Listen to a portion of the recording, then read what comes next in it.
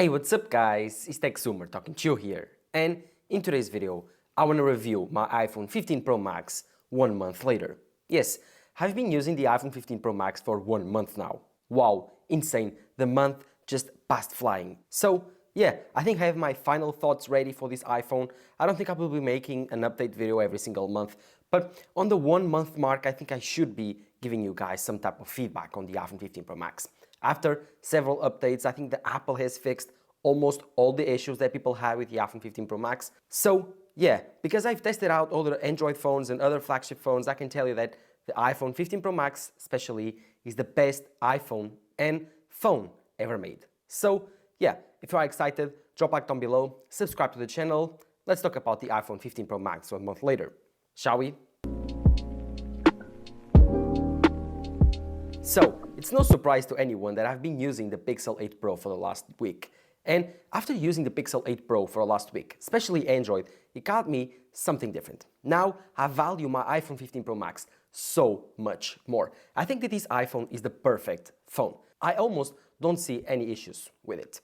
Yes, it's caseless, and I've been rocking it caseless for the last week also. So, the iPhone 15 Pro Max is beautiful. The design is insane. These new curved edges now, after 1 month, have been perfect. Like, I cannot tell you. They are super comfortable, super easy to hold, and thank you, Apple. Thank you for making the iPhone design much more bearable, much more comfortable to hold, but still feel extremely premium. And this was the thing that I think I was not giving enough value, and most people don't. Because once I switched to the Android phone, to the Google Pixel 8 Pro, I noticed, oh my God, the iPhone is so much more premium to hold, so much better. It just feels like a totally different phone, a way more expensive phone. And trust me, it's like $100 more. So it's insane the value that I'm feeling on the hand that the iPhone gives you. So this design is super cool. It's also super practical, and in my opinion, giving you the best form factor on a phone. This is a 6.7-inch iPhone 15 Pro Max, but this design, the flat edges, but the curved sides, make the iPhone feel big, bulky, but not too much. Makes it feel premium, makes it feel necessary to hold. Titanium gives it a different feeling in the hand. I think it's much better than stainless steel. At least it's different. I love to handle my iPhone 15 Pro Max, and with this matte glass on the back, the new curved edges, titanium makes this iPhone, in my opinion, the best design ever on an iPhone. Titanium is insane.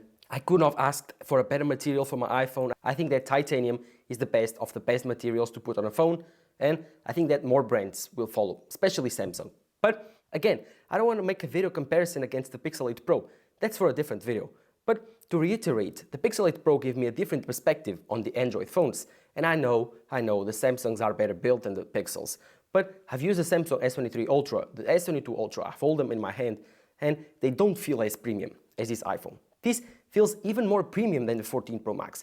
It's really hard to explain because of these curved edges, but still flat sides. The iPhone 15 Pro Max, in my opinion, is the best built ever on a phone. This is the perfect design. Never change it, Apple. I just love to hold it. Just looks nice. Just has the benefits of the flat sides and the benefits of the rounded edges of the older iPhones. So in terms of design, 10 out of 10 Apple. Perfect, perfect design. The one thing that they also added on this iPhone 15 Pro Max that in the last month has not been as perfect as the rest is the action button. The action button at the beginning was a nice feature to have. I liked it. And since then, again, it was like I predicted. I don't use it that much. Just like on my Apple Watch Ultra, I never used the action button. On my iPhone 15 Pro Max, I don't. So yeah, not news for me because I knew that an action button, I'm not a person to actually set shortcuts on its phone. So an action button for me wouldn't be powerful. But for most people that actually love to put shortcuts on this action button, it's insane.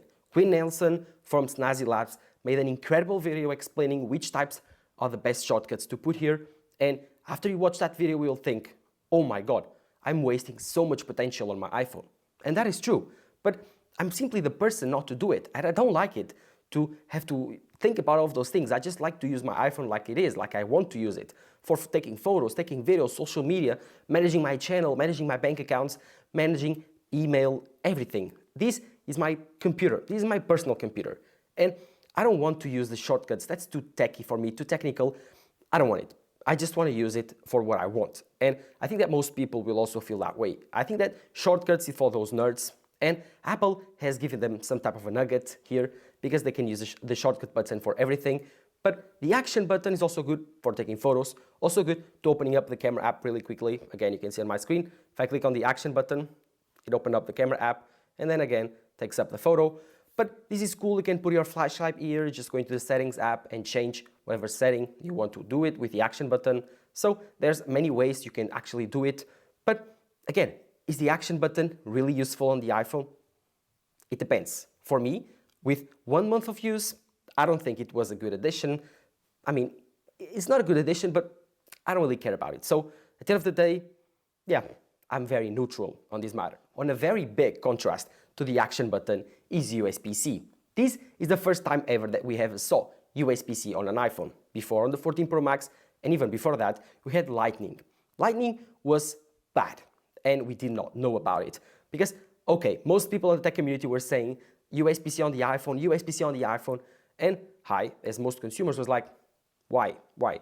Why does USB-C unlock that Lightning doesn't? Well, let me tell you, so many things. Oh my God, I was so wrong. Thank you, Apple, for putting USB-C on the iPhone. Especially, I don't want to say this, but thank you, EU, for pushing Apple to do it. I don't like the way that you did it. I prefer that Apple did it by their own. But, okay, it's done. Let's not talk about it. Let's talk about why USB-C is such a big thing on the iPhone. USB-C is big because it enables so many new use cases on your new iPhone. Again, USB-C now is not just for charging. You can use USB-C for transferring data. You can use USB-C to charge your accessories, your Apple Watch, other people's iPhones, and even other people's Android phones. So you are out and about and you want to charge your AirPods? Easy. Connect the USB-C cable to your iPhone and then to the AirPods, charging. Want to charge your Apple Watch? The same. So I think that this USB-C thing on the iPhone is genius. The iPhone now has gained so many capabilities, but those were not the biggest. The biggest capabilities now is transferring ProRes footage to my Mac. This has been the best part of USB-C. Trust me, before, when I needed to transfer ProRes footage, log footage, now it's logged, but before it was ProRes, from my iPhone to my Mac, it was painful because I had to use the Lightning cable or AirDrop. The speed was about the same, 500 megabytes per second, and that was slow because ProRes footage, it's like 1 gig a minute. It's ridiculous. And so at the end of the day, you get like 40, 50, 60 gigabyte files that you need to transfer to your Mac. Using Lightning, that would take 45 to 50 minutes. That was insane. Now, USB-C takes like 3-4 minutes, and that's on the lower end of the speeds. So that's really nuts. Like, trust me, this is insane. This saves me so much time when editing, when doing my workflow. It's just ridiculous, and that's the thing that I will never give up again on any phone. USB-C is essential because it's a USB-C 3.0 phone. That's something that the iPhone 15 and 15 Plus don't have. But in the last month, I've used it almost every single day. I love now taking B-roll on my iPhone, especially because of ProRes log. But that's for later on this video. Let's now talk about the display, which I think is also a very big improvement that most people are not talking about. Most people are saying that the display is the same as the iPhone 14 Pro Max. And it is. In the specs in paper, it is the same display. The same brightness, the same peak brightness, the same ProMotion technology, the same size. But there are two crucial factors that have changed on this display. Now, this display has smaller bezels, but also they did not increase the screen size. So what happens is, because you have smaller bezels but you did not increase the screen size, the thing that actually decreased was the volume and the sheer size of the phone. This enabled Apple to make the iPhone 15 Pro Max smaller. Yes, Apple made the iPhone 15 Pro Max, when compared to the 14 Pro Max, smaller. And this is a very big deal for me because I thought that the 14 Pro Max was a tiny bit too big, and now this is the perfect size for my hand. I don't know if you can see it here on the iPhone, but if I put my hand like this, you can see that it covers most part. It's about the size of the iPhone. So when I'm using one-handed, now I can cover almost all 4 corners of the iPhone. It's weird to tell you, but Steve Jobs had an idea when he thought about the iPhone that when you want to use a phone, you should be able to touch the 4 corners of the screen with your thumb. So the phone was too big if you couldn't do it. And that's true for most flagships. But with the iPhone 15 Pro, the 6.1 inch, that's truly easy. Really easy to do, like no trouble. But if you have the 14 Pro Max, the 13 Pro Max, you will know that's a big challenge for medium to small hand people. I have a, medium hand. actually big for my actually size. I'm 5'8", but my hand is from a person of 5'11", so I have a pretty big hand. And I can cover most of the iPhone 15 Pro Max. Again, I cannot use it one-handed in most situations because this is still a very big phone. But I think that reducing the size has made it much, much better. And after 1 month of continuous use, I've noticed the difference. You will notice the difference too. It's lighter, it's smaller. The titanium material mesh with the aluminum made the weight distribution of this phone much, much better. So going back also to the design part, this phone being lighter, being smaller, having smaller bezels made the whole experience feel a bit lighter, a bit less heavy, clunky, voluminous. Now, the 15 Pro Max still feels as premium or even more premium as the iPhone 14 Pro Max, but being a tiny bit smaller, lighter, about 30 grams lighter, and of course, much more easy to use. And of course, you get the benefits of the 14 Pro Max screen with the 2000 nit peak brightness display, which now is not the brightest on the market. You have the Pixel 8 Pro with the 2400 nit display.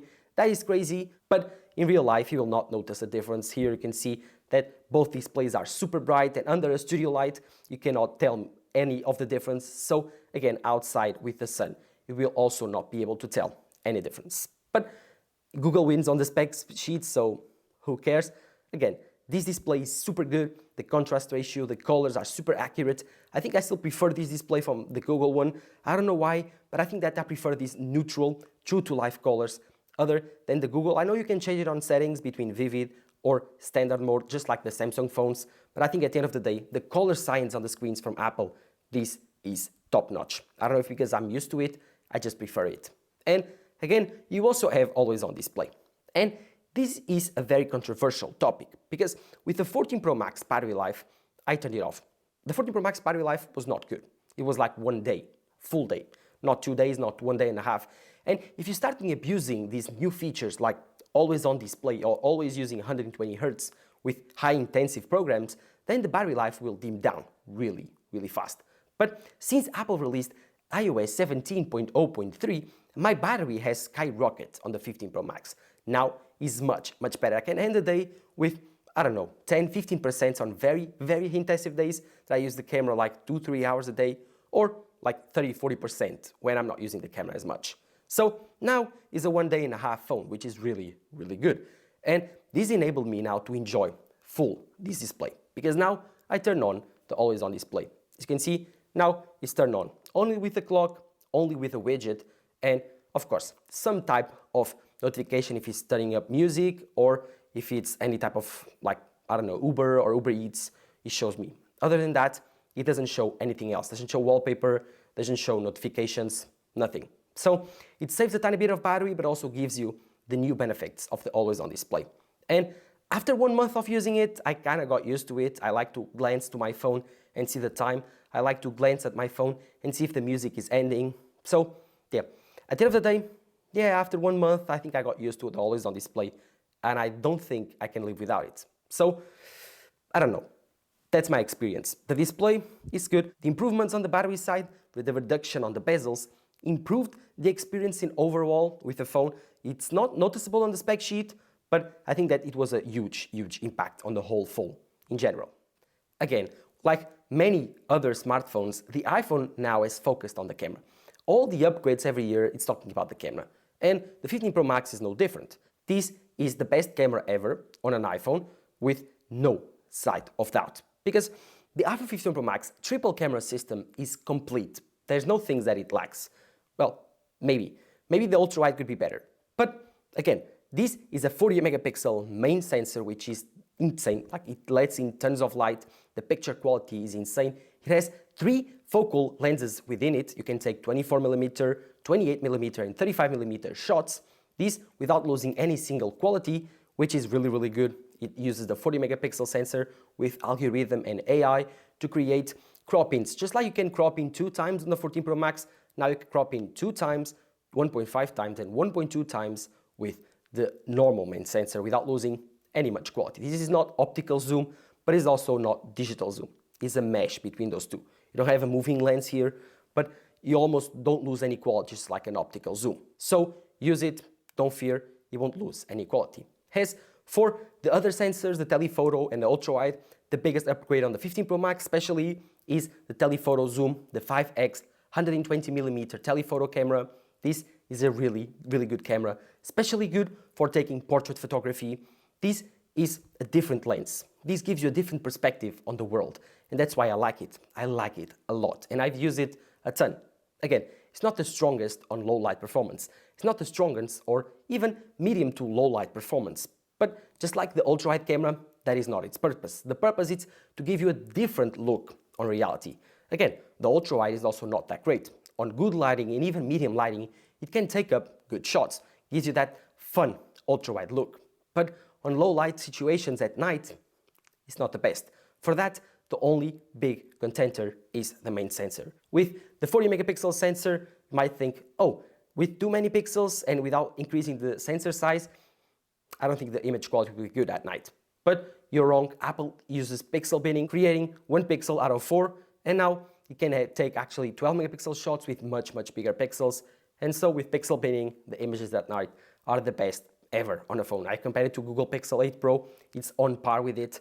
And I think that the portrait photography at night here is better because of the LiDAR sensor. So if you had to crown a camera now in 2023, which is the best camera I've ever used, well, on a phone, especially on a phone, not on mirrorless cameras, it would be the iPhone. Because it's so complete, the photo quality is the best, like I've talked about. But if you move on to the video, where I think Apple has increased and released the best features on the 15 Pro Max, and that's the ProRes log shooting mode.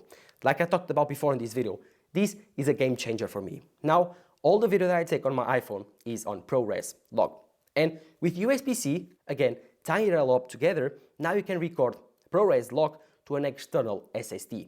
And this is big, very, very big, because now you can record huge files to an external SSD, which is extremely fast, and then transfer all those files to your computer without even occupying 1 megabyte of your phone. Now you can have 1 terabyte of dedicated space for your ProRes log footage. So this is insane. You can take amazing video without that smartphone look. That was something that when I was shooting with my iPhone, I always didn't like. That was the smartphone look that you get when you are shooting videos with your iPhone, your Google, other phones, other smartphones. Because the sensor is so small, it cannot take enough light in, and so it gives it a very digital, a very processed image to the video. But now, with ProRes log, I don't know why, Apple does not apply its color science, Apple does not apply its sharpening, nothing. It's just the pure image out of the sensor with all the information because it's ProRes. And when you put it on Final Cut Pro, oh my god, it almost looks like a mirrorless camera.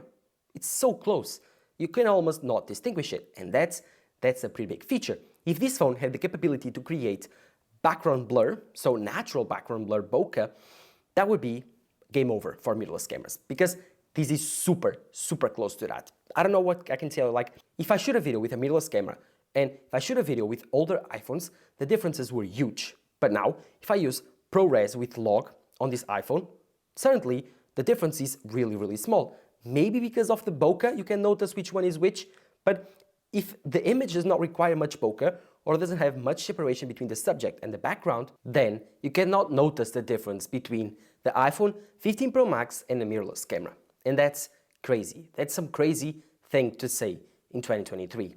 But that's the harsh reality. Smartphones are getting even closer to mirrorless cameras. And when that happens, the day that happens, oh my god, so many companies will have to innovate to keep them up.